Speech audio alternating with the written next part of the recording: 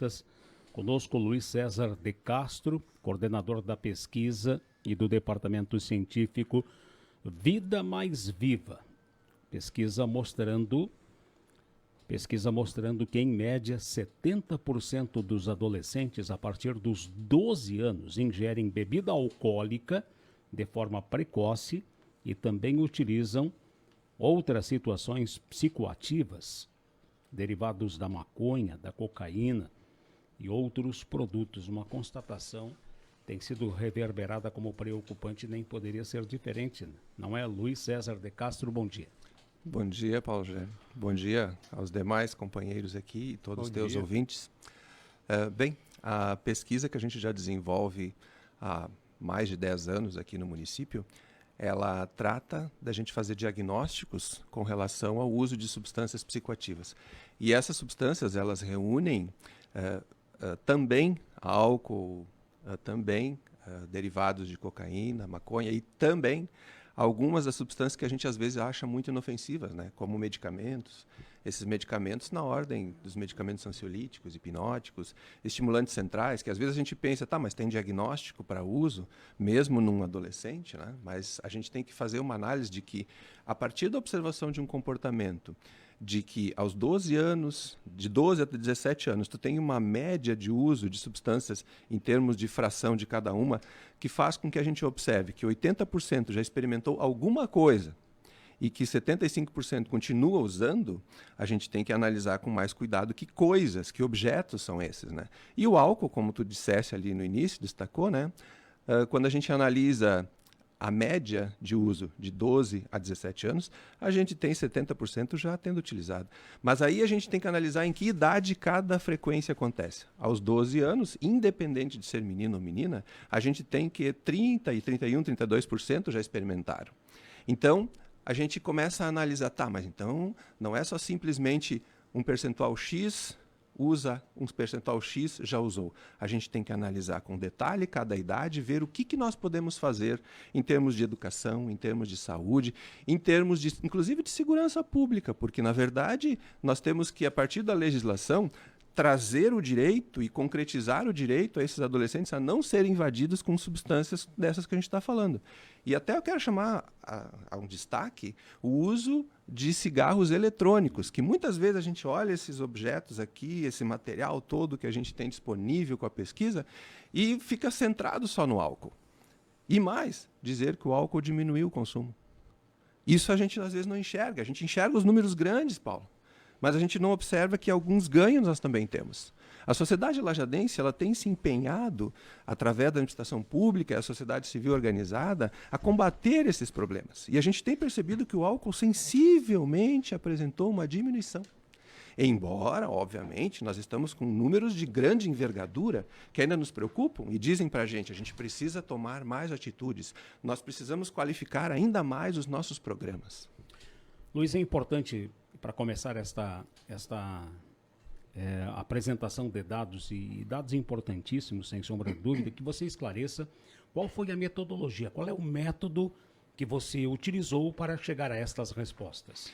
Faz mais de 12, 13 anos que nós fazemos essa pesquisa a cada 5 anos. Então, na primeira vez, em 2012, e da segunda vez, em 2017, 2018, nós tínhamos um questionário bastante amplo, padronizado, e um método que foi, por mais de um ano, a comunicação com as escolas, a comunicação com os pais, a comunicação com os estudantes, até chegar ao cenário de coleta dos dados. Nas duas outras edições, o questionário ele era preenchido à mão. Simplesmente o estudante ia lá, com mais de 170 questões, ele ia lá e preenchia à mão.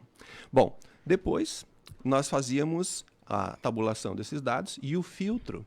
E usamos, obviamente, tecnologias que permitem que a gente consiga fiscalizar a veracidade, na verdade, das informações. A procedência. Claro. Por quê? Porque a gente precisava ter respostas que são coincidentes em algumas questões para garantir a veracidade. Isso tudo faz parte do método científico adotado. Agora, na terceira edição, nós fizemos de modo digital. Por que isso? Porque é a linguagem que esses jovens falam. Então, a construção do cenário é uma construção onde esses jovens têm uma expectativa. A comunicação com eles estabelece que, primeiro, os pais têm que autorizar a participação. Segundo, mesmo os pais autorizando a participação, esses jovens, eles assinam para a gente um termo de assentimento. É uma situação na qual eles se sentem realmente proprietários da informação verídica que eles vão passar para a gente. E naquele momento, não existe professores, não existe diretores, não existe outras pessoas da comunidade escolar controlando as respostas. E eles estão diante de alguém que está se relacionando com eles já há um bom tempo e que eles sabem que na mídia, na sociedade de modo geral, veicula informações associadas. Então, o que eles percebem? Que é um direito que eles têm de se manifestar sem serem identificados. E essa é a chave da nossa atividade em termos da pesquisa. E o público pesquisado é estudantes de escolas públicas? Não. É estudante de escolas públicas municipais, estudante de escolas públicas estaduais e estudantes de escolas privadas. Nós não fazemos distinção. Portanto, o questionário ele é aplicado em todas as escolas que aceitam e concordam participar da pesquisa. E nesse ano nós tivemos uma participação que, depois de analisado friamente os dados, foi superior a 51% da última edição. Então houve um chamamento, e esse chamamento foi atendido de modo imediato e amplo. Os pais quiseram que as crianças participassem. As crianças queriam participar. Eu digo crianças, né? A gente está falando de adolescentes, jovens ali, mas eles queriam participar. E depois, nós tivemos um resultado de 2.218 respondentes. Desses, 2.040 eram exatamente encaixados entre 12 e 17. Ah, mas teve gente fora da idade ali que foi questionado? Sim, é que tinha menina ali de 18 anos no meio da turma. Isso é natural, mas eles foram tirados das respostas para que a gente não contaminasse, né? E das análises que foram feitas desses 2.040, nós temos 1.971, que realmente se encaixavam na qualidade de questionário aceitável, com as questões de modo coerente, aceitável, que não denunciavam aspectos inverídicos. Uhum. De que forma ocorre a iniciação, tanto pela pesquisa, né? Tanto na questão do álcool ou dos derivados psicodélicos? Então, a pesquisa ela tem ela tem 170 questões. Os dados que estão aqui apresentados no boletim do Vida Mais Viva, dos 10 anos do Vida Mais Viva, trazem só dados de experimentação e dados de manutenção de uso, tanto de modo global, geral, das substâncias pesquisadas, como de modo fracionado, né? A gente tem um uma percepção de uso de cigarros ditos eletrônicos, esses dispositivos eletrônicos para fumar, né? Álcool, medicamentos, de modo geral. Inclusive, esse tal de cigarro eletrônico superior à experimentação de cigarro comum. E nós temos que entender o quê? Que nós viemos de um momento pandêmico. Várias coisas estranhas aconteceram nesse momento. Sim, várias coisas estranhas, diferentes aconteceram nesse momento. E o cigarro eletrônico é vendido assim tão banalmente? Especialmente para adolescentes, né, crianças? Então, essa pergunta ela não pode ser feita para mim, porque isso eu desconheço. Eu não sei onde a gente compra, não sei onde a gente consegue, mas o questionário, ele no mínimo diz para nós com quem eu estava e com quem eu estou, e se eu conheço pessoas que usam, e se eu estou no hall aliás, se eu estou num local social, assim, do meu círculo social, que faz com que eu perceba o uso. Mas voltando à pergunta original, iniciação ao consumo. Porque a minha ideia, quando tu faz uma pergunta, é sempre trazer mais informação para depois, no final, responder tua pergunta. Tá? Então, aonde eles aprendem? Aonde eles estão quando eles consomem? Quando a gente analisa os diferentes objetos, a gente vê algumas nuances de diferenciação. Mas tem dois aspectos extremamente importantes.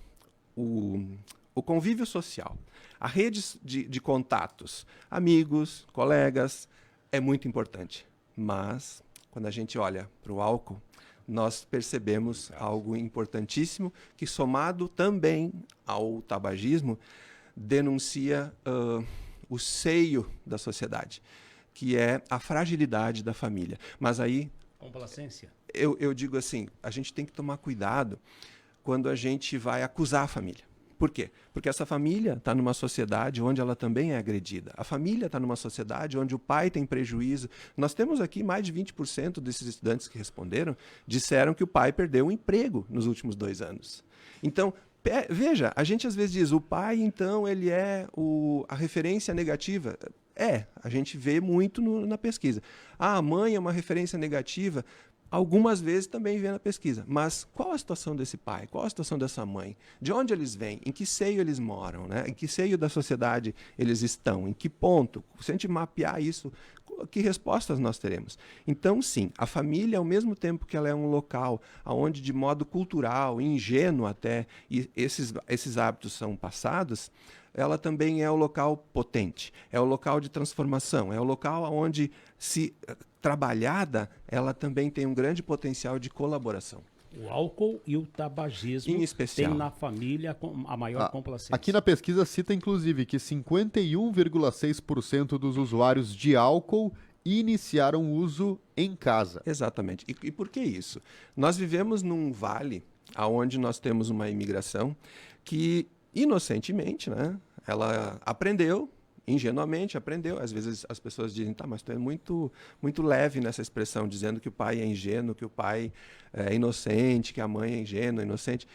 Nós temos a cultura de experimentar lá a espuma da cerveja, cerveja. A idade mínima para uso de álcool detectada na pesquisa foi 4 anos. Aí vocês me dizem, tá, mas como é que uma pessoa de 12, 13, 14, 15 anos diz que usou aos 4 anos? Ela tem memória. Ela lembra da iniciação.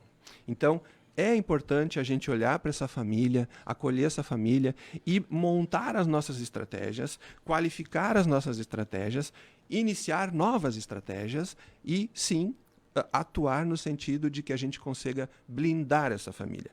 A percepção do adolescente que admite consumir mesmo álcool, cigarro eletrônico ou até derivados de opioides e tal, a percepção dele de que aquilo que ele está fazendo, se a pesquisa demonstrou, é claro, que aquilo que ele está fazendo é maléfico para a saúde, existe essa percepção dele? Agora eu vou falar de modo mais enfático em relação ao desenvolvimento biológico, tá? Eu vou tentar usar as palavras mais simples, mas quando a gente olha para o desenvolvimento do cérebro do ser humano, nós percebemos que aquela região do cérebro que diz para nós, isso aqui tem risco, isso aqui é um problema, ou seja, fazer análise de risco, ver que uma situação ela me coloca num momento de dificuldade talvez futura, isso não está totalmente desenvolvido. Esse lóbulo pré-frontal ele não está consolidado antes de 18, 19, 20, 21 anos. E tem pesquisas que mostram que tem alguns que até mais adiante. E onde estão, na verdade, os tensores que prejudicam ainda mais esse desenvolvimento? Justamente as substâncias. Então, a gente está dentro de uma engrenagem que nós temos um desenvolvimento de um lóbulo pré-frontal que, para fazer análise de risco, ele precisa estar sendo consolidado. Um jovem de 12, 13, 14, 15 anos, se ele não entrar no campo das informações qualificadas e discutir isso que nós estamos trazendo com relação à pergunta que tu faz do risco, ele não constrói essa percepção de risco. Mas e o papel da família nesse aconselhamento? Claro, mas aí que está, é o início de tudo. A família, assim como ela é frágil, ela também é potente, então ela também tem que ser trabalhada. E vou lhe dizer mais, quando eu vou para as escolas e interajo com esses estudantes, e eu me coloco no lugar deles, e eu falo da minha trajetória de vida enquanto estudante, mostro meus boletins na escola, como era, eles veem esse desenvolvimento desse lobo pré-frontal e eles se identificam. E se eu acenar para eles com uma nota de 100 euros, perguntando, escuta, tu subirias ali em cima e sacudirias assim, os pezinhos, né, as perninhas ali, por esses 100 euros? Eles, sim, claro que vão, mas se tu vê um adulto ali no meio, nenhum adulto vai dizer sim. Por quê? Porque esse adulto tem essa análise de risco consolidada.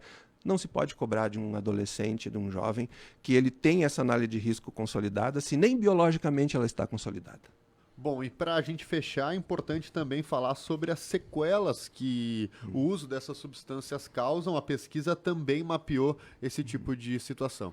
Olha, eu não quero assim ser repetitivo, sabe? Porque o mundo é repetitivo em muitas coisas e parece que a gente, sendo behaviorista, colabora, mas a gente tem que adotar novas estratégias. Eu vou puxar para um cantinho de um gráfico. Olha para um dos gráficos onde a gente tem experimentação de ansiolíticos e hipnóticos, que é na ordem de 29%. O que são essas substâncias? Ansiolíticos e hipnóticos são substâncias que, assim como a palavra diz, né, elas tentam diminuir nossa ansiedade e tentam ajudar a gente a dormir. O tarja preta? Exato, sim, mas a gente tem que só dar nome exatamente para esses fármacos. Tá? Então, nessa pesquisa, esses estudantes quase um terço deles disseram que já haviam experimentado e um certo percentual ainda usam.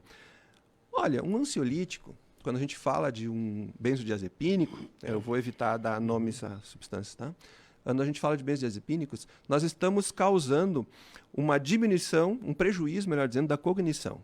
Então, esse indivíduo vai ter uma dificuldade em construir novas memórias e evocar essas memórias. Então, se um estudante diz, me deu branco na prova, e tu vai olhar se ele usa alguma substância para diminuir a ansiedade, para ajudar a dormir, tu vai perceber que ele tem uma influência de uma substância. Então, não vamos só olhar para o álcool, não vamos olhar só para os medicamentos, para o tabaco, para a maconha. Nós falávamos ali fora sobre inalantes. Então, hoje nós temos solventes, inalantes, assim, que também aumentou bastante. E isso são estratégias que acabam sendo utilizadas para usar uma substância. E vem uma outra pergunta que fizesse. Eles não sabem do risco? Junta tudo isso no liquidificador e tu vai ver que é um emaranhado de situações que não são tão fáceis da gente lidar, mas que a gente precisa enfrentar, sim. Luiz, parabéns pelo trabalho, viu? Pena que nós não temos mais tempo, mas os colegas aqui na casa já estão discorrendo a respeito desta pesquisa e entrevistas com você. Mas parabéns pelo trabalho, é interessante. Que continue reverberando as informações que constam nesta pesquisa e nas demais, comparando sempre com as demais que você já vem fazendo há mais tempo, né? Sim, há mais de 12 anos a gente trabalha nisso. Eu agradeço e eu vou utilizar mais uns segundinhos, estabelecendo um agradecimento muito especial aos estudantes que participaram da pesquisa. Todo mundo é agradecido, muito obrigado a todos que fomentaram, que tensionaram, que se preocupam com a causa, mas especialmente aos estudantes que confiaram na gente e que esperam de nós, adultos, que coordenam as coisas que acontecem na sociedade, né, que a gente os ouça agora. Eles estão chorando mais, eles estão dormindo menos, dormindo mal e estão ansiosos demais. Estão tristes demais. Que esses dados sensibilizem as autoridades competentes para já estão. Tentar cercear esta liberalidade. Já estão há um bom tempo. O que a gente precisa é qualificar cada vez mais e trazer mais ideias, né? E parabenizar essa iniciativa de enfrentamento da vida mais viva sem álcool. O né? Vida Mais 10 Viva, anos, o Vida coordenado Mais pelo promotor Nedemar Facchineto. Palmas para o promotor Nedemar, que desde 2012, na primeira pesquisa, disse, não, isso aqui não pode ficar como está. E é um homem de grande valia e vale a pena seguir esse companheiro aí. Sim, é verdade.